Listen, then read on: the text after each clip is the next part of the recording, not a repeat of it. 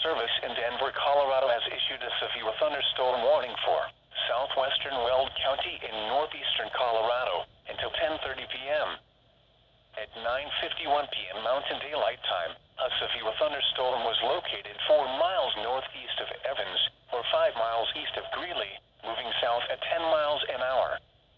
Additional severe thunderstorms were developing from 5 miles south of Windsor to 5 miles east of Windsor. Hazard: golf ball size hail and 60 miles an hour wind gusts. Source: radar indicated.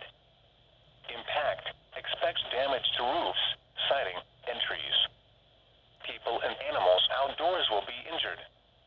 Expect hail damage to roofs, siding, windows, and vehicles. Locations impacted include Greeley, Windsor, Evans, Johnstown, Milliken, Eaton, Platteville, LaSalle, Kersey, Gilchrist, Gill, Milton Reservoir, and Lucerne.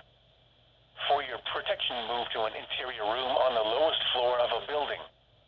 Heavy rain is occurring with this storm and may lead to flooding. Do not drive your vehicle through flooded roadways.